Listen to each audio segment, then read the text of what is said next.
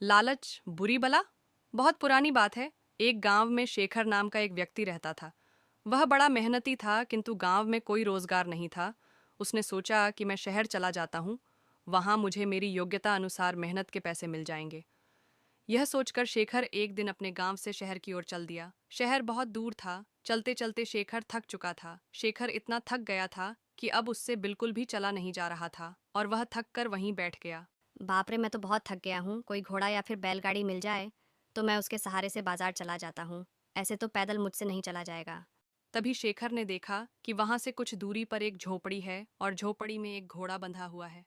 शेखर ने सोचा, क्यों ना इस घोड़े को किराए पर ले लूं और इसी से शहर चला जाता हूँ। शेखर जैसे तैसे झोपड़ी पर तक पहुंचा। शेखर ने देखा वहां एक व्यक्ति खड़ा हुआ है। शेखर समझ गया कि यह अवश्य ही घोड़े का मालिक है। शेखर उस व्यक्ति से बोला, मुझे आगे शहर में जाना है और शहर यहाँ से कई किलोमीटर दूर है। मैं बुरी तरीके से थक चुका हूँ, तो क्या मैं आपका घोड़ा ले सकता हूँ? इस पर घोड़े का मालिक झुंझलाते हुए बोला। तुम्हें क्या मैं घोड़ा ऐसे ही दे दूं? शेखर बोला, मैं आपसे घोड़ा फ्री में नहीं लूंगा, इसके बदले में आपको घोड़े का किराया दूंगा। घोड़े का मालिक बोला, मैं तुम्हें घोड़ा किराए पर तो दे सकता हूँ, किंतु मुझे अभी दूसरे गांव जाना है। अगर तुम मुझे उस गांव तक छोड़ दो तो मैं यह घोड़ा तुम्हें किराए पर दे सकता हूँ। शेखर झट से तैयार हो गया। शेखर घोड़े पर आगे बैठ गया और घोड़े का मालिक पीछे। गर्मी के दिन थे, बहुत तेज धूप थी। दोनों चलते चलते थक गए और पसीने से तरबतर हो गए। शेखर बोला, बहुत तेज गर्मी है और थकान भी बहुत हो रही है। कहीं थोड़ी देर आराम कर लिया जाए। दोनों ने इधर उधर देखा, किंतु कहीं भी कोई पेड़ नहीं दिखा। तभी शेखर घोड़े घुद्दे से उतरा और घुड्डे के ही छांव में बैठ गया। शेखर थोड़ी देर ही घोड़े की छांव में आराम कर पाया था कि यह सब देखकर घोड़े का मालिक बुरी तरीके से जल गया। घोड़े का मालिक बोला, मैंने तुम्हें घोड़ा किराए पर दिया है, उसकी छाया किराए पर नहीं दी। तुम हटो यहाँ से। इस छाया पर मेरा अधिकार है और मैं यहाँ आराम करूंगा। यह सुनकर शेखर बोला, महानुभव, आप यह कैसी बात कर रहे हैं? मैंने अगर घोड़ा किराए पर लिया है तो उसकी छाया पर भी मेरा ही अधिकार है। अगर आप चाहें तो आप भी इस छाया में मेरे साथ बैठकर आराम कर सकते हैं।